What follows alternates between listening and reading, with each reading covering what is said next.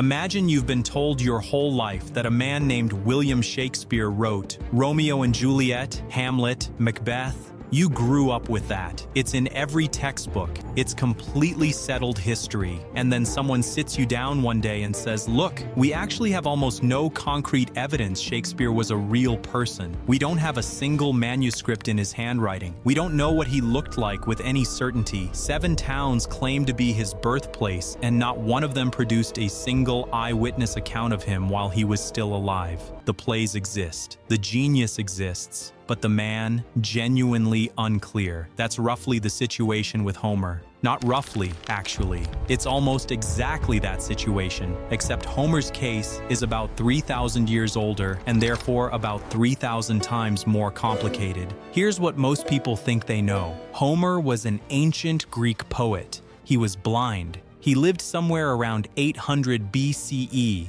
Give or take 100 years. He wrote 2 of the most important works in all of Western literature, the Iliad and the Odyssey. The Iliad is about the Trojan War, specifically the rage of a warrior named Achilles, and what that rage ended up costing everyone around him. The Odyssey is about one of the Greek commanders, a man named Odysseus, trying to get home after the war finally ended, a journey that took him 10 years and put him against monsters, gods, a sorceress who turned men into pigs, a one-eyed giant, and a whirlpool that swallowed ships whole. Meanwhile, his wife waited at home and kept refusing to remarry, which in the ancient world was not a small thing to ask of someone. Both poems are genuinely extraordinary. Even in translation, even reading them on a bus in the 21st century, you feel something ancient pressing through the words. The Iliad has battle scenes that feel like actual war, brutal and chaotic and heartbreaking in ways that don't feel like they were invented by someone sitting at a desk. The Odyssey has passages of such strange, dreamy beauty that you stop reading and just sit with them for a moment before continuing. And they were supposedly written by one blind old man sitting on an island, except maybe they weren't. This is the question that has occupied scholars for over 200 years. It's usually referred to, in the driest possible academic language, as the Homeric Question. Who was Homer? Did he actually exist as a person? Did one person write both poems? Or were they the work of different people, possibly centuries apart? Were they even written in any traditional sense? Or did they emerge from something far stranger, thousands of years of spoken performance before anyone thought to put them on paper? Let's go through this properly, because the answer, or the closest thing we have to an answer, is one of the most fascinating stories in the entire history of human civilization. Start with what ancient Greeks actually believed about Homer. They believed he was real. Obviously they did. They revered him the way we might revere Shakespeare, maybe more, because the Iliad and the Odyssey weren't simply literature to ancient Greeks. They were something closer to scripture. Educated Greeks could quote them the way educated medieval Europeans could quote the Bible. The philosopher Plato, who distrusted poetry and proposed banning it from his ideal society, still couldn't stop referencing Homer throughout his own writing. Alexander the Great reportedly slept with a copy of the Iliad under his pillow, in an edition annotated by his tutor Aristotle. He carried it on his military campaigns the way a soldier carries a photograph of someone he loves. But even the ancient Greeks couldn't agree on the basic facts of who Homer was. 7 different cities claim to be his birthplace. 7.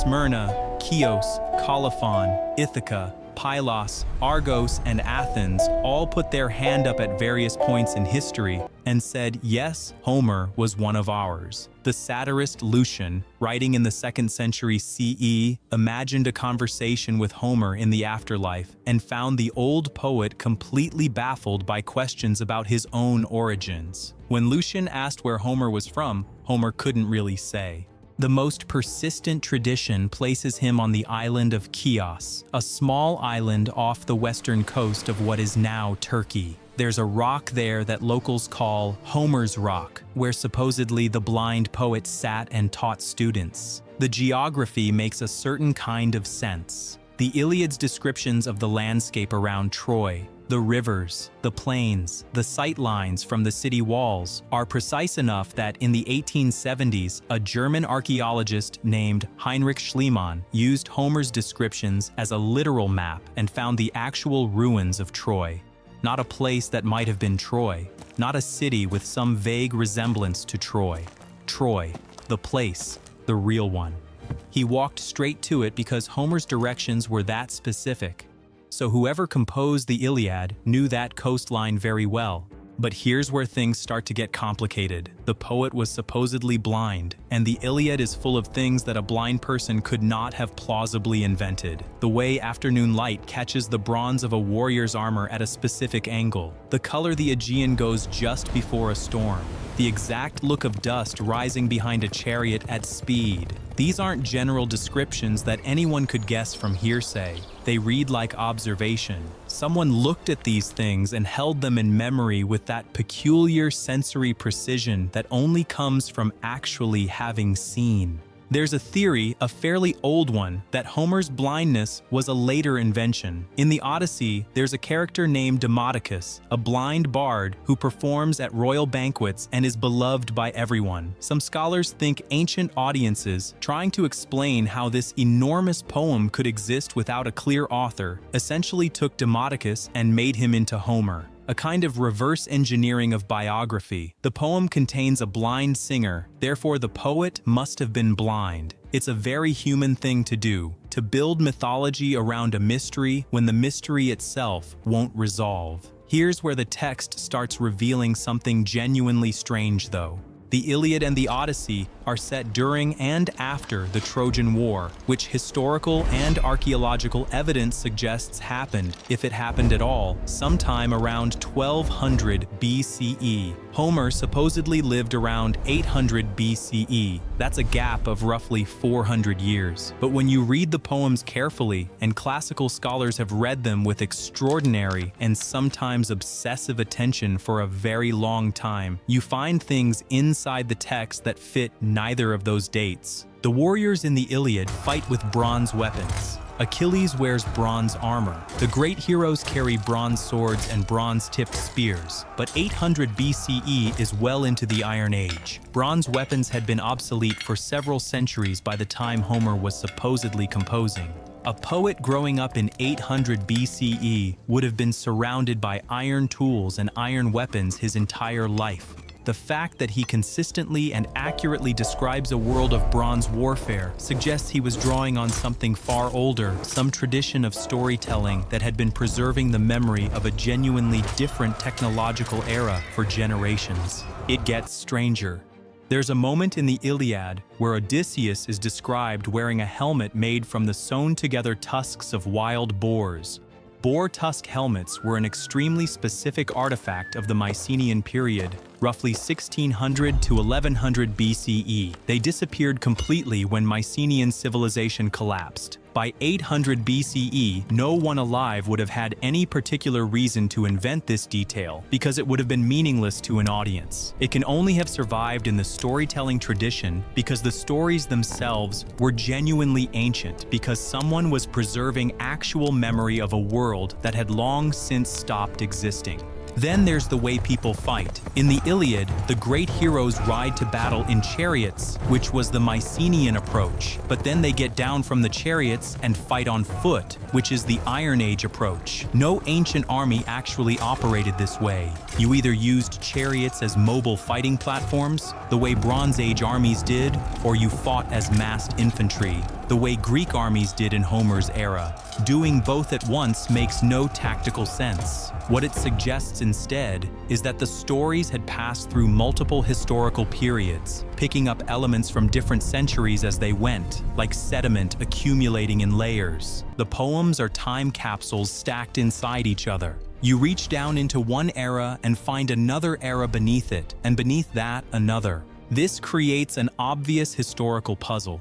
If Homer was drawing on material that predated him by centuries, how did that material get from the Bronze Age to him? The Mycenaean civilization that may have fought at Troy had a writing system, a script that modern scholars call Linear B.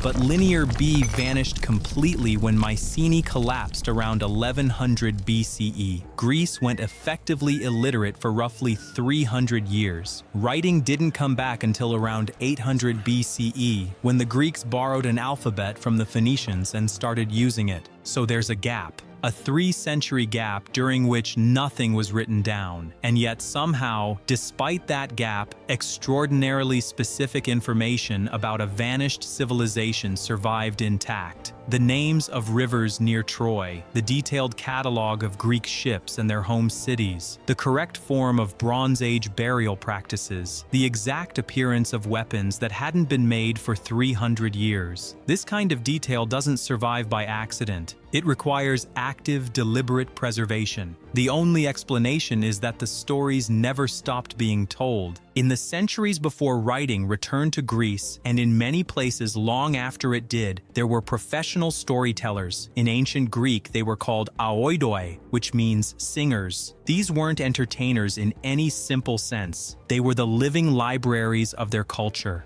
They traveled from village to village and from palace to palace, performing for audiences who gathered the way we gather around screens. What they sang was history and mythology and moral instruction and entertainment all layered together into one sustained, intricate performance. Now, the natural question is how? How do you memorize something the size of the Iliad? The Iliad is about 16,000 lines. The Odyssey runs about 12,000. Together, they're longer than most modern novels, and they're in verse, which means every line has to fit a very specific rhythmic pattern. How does a person retain all of that without writing any of it down? How does the tradition stay accurate across hundreds of years and hundreds of performers? This is where one of the most important intellectual breakthroughs in 20th century classical scholarship comes in. In the 1920s, a young American scholar named Milman Parry became fascinated by a particular feature of Homer's poetry that most readers, if they notice it at all, find somewhere between mildly puzzling and mildly annoying: the repetitions. Homer uses the same phrases over and over again. Achilles is always swift-footed Achilles, even when he's sitting still inside his tent, doing nothing fast. Dawn is always rosy-fingered dawn, even in books where no one is looking at the dawn. The sea is always wine-dark. Hector is always of the flashing helmet. These phrases appear dozens of times each across the two poems. Most readers assume this is some kind of literary convention, or perhaps just an artifact of translation, or possibly a quirk of the original Greek they don't fully understand. Parry had a different idea entirely. He thought these repeated phrases weren't decoration or convention. They were tools, functional tools with a specific practical purpose. To understand why, you need to know something about the meter Homer used. Greek epic poetry is composed in a rhythm called dactylic hexameter, which is a demanding and very specific pattern of long and short syllables that gives each line its characteristic sound and weight. Sustaining this meter across thousands of lines, especially while performing aloud to a live audience, is genuinely difficult. A singer improvising in this meter in real time would constantly need to complete lines to exactly the right length, and they'd need to do it fast without pausing to search for words. The repeated phrases were ready-made components for exactly this purpose. They were plug-in pieces. If you needed to mention Achilles at a certain point in a line where the meter required a specific number of syllables, you had a phrase already prepared. Swift-footed Achilles fit where one metrical slot needed filling. Achilles great-souled fit a different slot. Achilles son of Peleus fit another. These weren't interchangeable in terms of meaning or poetry, but they were interchangeable in terms of meter. Each one fit a different gap in the line. The way keys cut to different profiles fit different locks. Parry called these phrases formulas, and he found hundreds of them running through Homer. The system was so comprehensive and so internally consistent that no single poet could have invented it from scratch. It had to have developed across generations, with singers adding and refining formulas over time, keeping what worked and discarding what didn't. The system itself was older than any individual who used it. To actually test this theory, Perry didn't just read ancient texts. He went into the field. He traveled to Yugoslavia in the 1930s, bringing with him a recording device because he'd learned that there were still illiterate oral poets in the Balkan mountains composing and performing epic poetry in roughly the same tradition as the ancient Greeks. These singers, known as guslars, could perform for hours. Some of their poems ran to many thousands of lines. They didn't write anything down. Most of them couldn't read. What Perry discovered was exactly what he'd predicted, and it changed everything about how scholars understood Homer. The guslars didn't memorize their poems word for word. That was the crucial insight. They memorized the story, the structure, the emotional shape, the key scenes and characters. And then in performance, they generated the specific words spontaneously, drawing on the same kind of formula system that runs through Homer. Every time a guslar sang a given poem, it came out slightly differently. Sometimes the differences were small, sometimes they were substantial. The story stayed recognizable, but the performance was always new, always generated live. This meant that asking how Homer memorized the Iliad was simply the wrong question. He didn't memorize it. He knew how to generate it. He'd been trained in a tradition of generation that stretched back through generations of singers before him, each of whom had contributed to and refined the system he inherited. There's something else that comes out of this, and it explains a great deal about the experience of reading Homer for the first time. If you've tried to read the Iliad and found yourself losing momentum halfway through Book 2 during the catalog of ships, if you've been puzzled by the habit of stopping a scene at its most tense moment to provide 3 generations of genealogy for a minor warrior who's about to die, if you've been irritated by the way certain phrases get repeated so many times that you start to feel like you're reading something that doesn't know it's been said before, this is actually the answer to all of those complaints. You're reading the wrong way.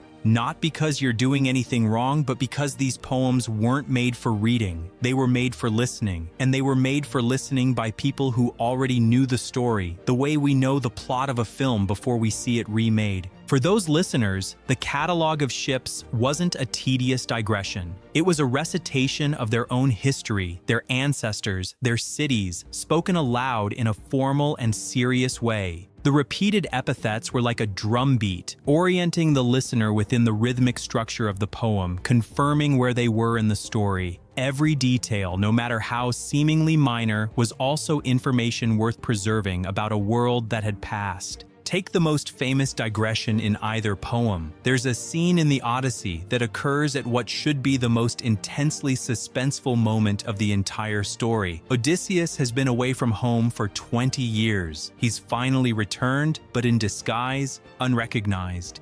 He's sitting in his own palace pretending to be a beggar, watching men who have moved in and are trying to force his wife to choose a new husband. The tension is extreme.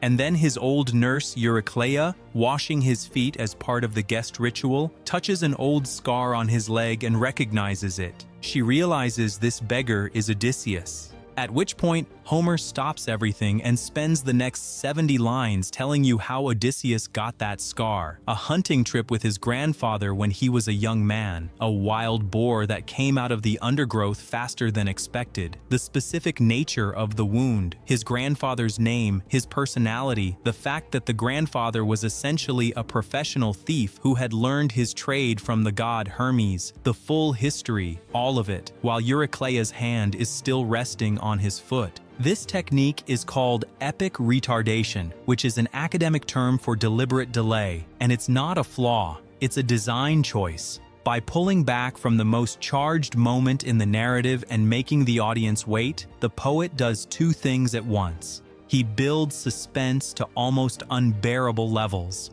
and he honors the past, treating historical memory as something equally real and present as whatever is happening right now.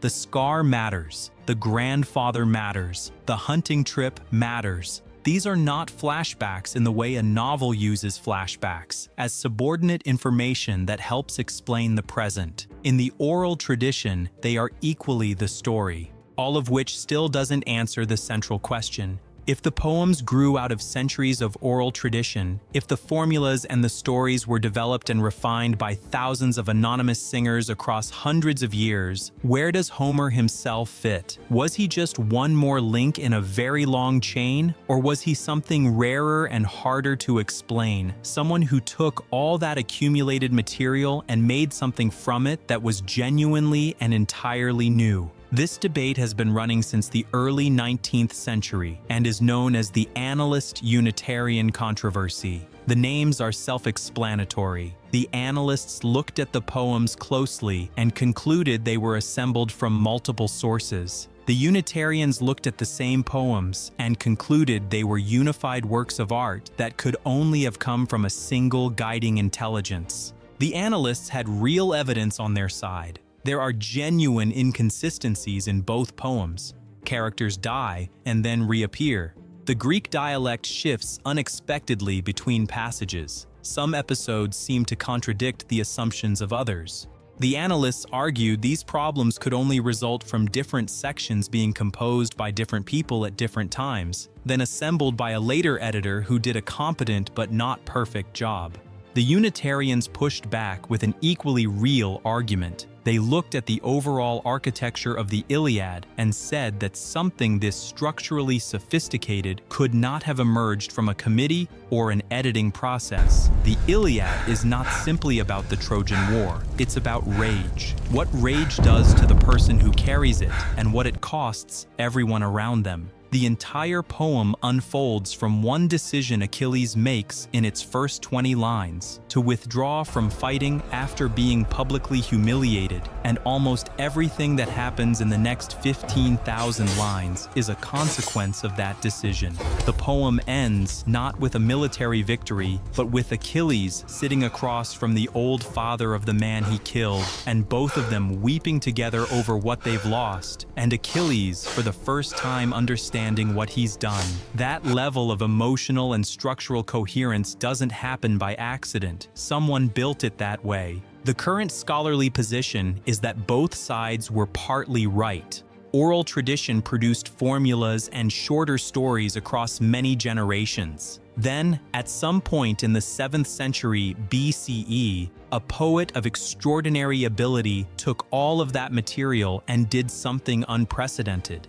He wasn't the first singer to tell these stories. He wasn't the inventor of Achilles or Hector or Odysseus, but he had an ambition and a vision of scale that nobody before him had attempted.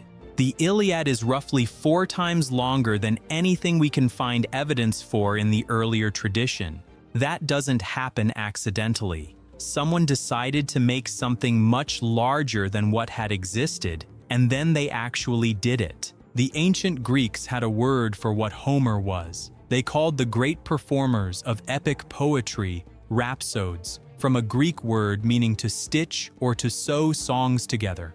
Homer, whoever he was the greatest of the rhapsodes. He took pieces from a long tradition and stitched them into something that wasn't just bigger but qualitatively different. And then there's the question of whether both poems were stitched by the same person. Ancient audiences assumed they were. It seemed self-evident. One poet, 2 masterpieces. But as classical scholarship became more precise, that assumption became harder to maintain. The 2 poems feel so different from each other that it's difficult to imagine them coming from the same mind. The Iliad is relentlessly dark. The gods in it are petty and cruel. They meddle in human affairs for selfish reasons, take sides in the war based on personal grudges, and show very little interest in anything resembling justice. The heroes know they're going to die and they go forward anyway, because honor is the only thing that survives death, and even then, only for a while. There's almost no hope anywhere in the Iliad. There's courage and beauty and a kind of love. But the poem is at its core a meditation on what it costs to be a living person. And the answer it keeps arriving at is everything. The Odyssey is a fundamentally different kind of story. It's adventurous, where the Iliad is tragic. Its gods, especially Zeus and Athena, function more like forces of moral order, rewarding patience and punishing arrogance in ways that feel more purposeful and even somewhat reassuring. There's magic and metamorphosis, an elaborate disguise, and eventual reunion. The monsters Odysseus faces feel like they belong in a folktale. The domestic details, the faithful dog who dies happy after recognizing his returning master, the contest of the bow that no one can string except Odysseus himself, the careful scene of husband and wife finally reunited after 20 years of separation feel warmer and more human than almost anything in the Iliad. Scholars working on the actual language of both poems have found meaningful differences in dialect, in vocabulary, and in the types of formulas each poem tends to use. The Iliad shows detailed familiarity with the geography of Western Turkey. The Odyssey shows detailed familiarity with the Western Greek islands and the Peloponnese, and becomes noticeably vague and confused when it tries to describe anything in the Eastern Mediterranean. These patterns don't look like one person who happened to change their mood significantly between two projects. They look like two people who grew up in different places and knew different landscapes from the inside. The most probable reconstruction, at this point in the scholarship, goes something like this. The Iliad was composed by a single extraordinary poet, drawing on a very long tradition of prior material, sometime around 650 BCE. The internal historical evidence pushes strongly in this direction. The poem references the city of Thebes in Egypt at the height of its wealth and power, which corresponds to a specific dynasty that reigned from 715 to 663 BCE. The poem describes a river being diverted to destroy a city, which mirrors something the Assyrian king Sennacherib actually did to Babylon in 689 BCE, an event that was famous across the ancient world. The decorative style described on the shields of the heroes matches Phoenician metalwork from roughly 710 to 675 BCE. The images from the Iliad start appearing in Greek pottery and art around 630 BCE and not before. The Odyssey came later, probably by several decades. It was composed by a different poet who knew the Iliad intimately, admired it, and was clearly in conversation with it, borrowing certain scenes and images, adapting certain formulas, sometimes explicitly referencing events that the Iliad had established. This second poet was working from a different geographical tradition and had a different sensibility, one more drawn to the fantastic and the domestic, less preoccupied with the arithmetic of honor and death. Then, sometime in the 6th century BCE, an Athenian ruler named Pisistratos apparently commissioned the first standardized written version of both poems. Before this, different rhapsodes in different cities had been performing somewhat different versions. Pisistratos, organizing a major Athenian festival, wanted consistent texts that could be performed the same way every time. Scholars working for him collected the various performance traditions and established official written versions. Or maybe that's not exactly how it happened. There's another theory, possibly the most elegant one, based partly on something Milman Parry observed while working with the Yugoslav guslers. When a singer performed live for an audience, he moved quickly, building momentum, never stopping. But when Parry asked a singer to slow down so he could transcribe the poem, the singer changed. He thought more carefully, he revised as he went. He added things he would have rushed past in a live performance. He produced, in dictation, a substantially richer and more complete poem than he'd ever produced on a stage. Some scholars believe the Homeric poems reached their written form in exactly this way. Someone at some point sat down with the great poet and said he wanted to write this down, and the poet dictated slowly with the kind of care and revision that live performance never permitted.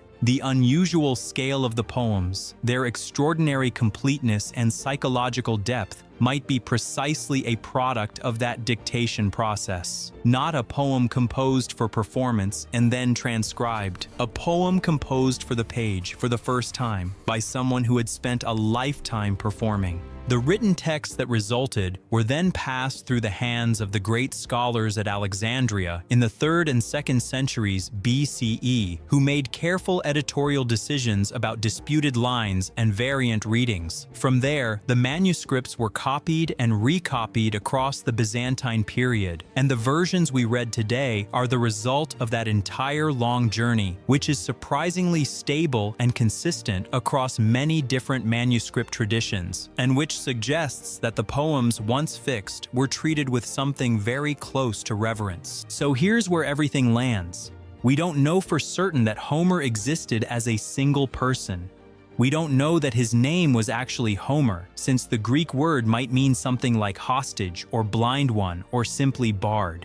We don't know whether one person or two people composed the two great poems. And if two people, we know nothing concrete about either of them. We can't find their graves. We don't have any other work from them, if there was other work. We can't ask them anything. What we can say is that somewhere in ancient Greece, almost certainly in the 7th century BCE, at least one and possibly two human beings of remarkable creative intelligence took a tradition that had been building for centuries, a tradition carried entirely in the voices and memories of performers who came and went and left nothing behind, and transformed it into something written and permanent. They did it in a way that has stayed compelling for nearly 3,000 years. The Iliad is true about what it means to be a person who knows they're going to die. The Odyssey is true about what it means to want to go home. These aren't things that go out of date when the civilization that produced them collapses. They keep being true because the situation they describe is the human situation, and the human situation doesn't change. There's something appropriate about the fact that we don't know exactly who made them. The poems themselves came out of a tradition where individual authorship in the modern sense didn't exist, where every singer was simultaneously preserving something ancient and making something new, where creativity was understood as a collective act spread across time. Homer arrived finally as a name rather than a person, a word that stands in for something much larger and stranger than any single individual. Thousands of voices across hundreds of years trying to find the right words for things that didn't have words, and eventually getting them written down before they could be lost entirely. That they survived it all is remarkable. That they're still this good is something else, something harder to account for, something that probably shouldn't be reduced to an explanation.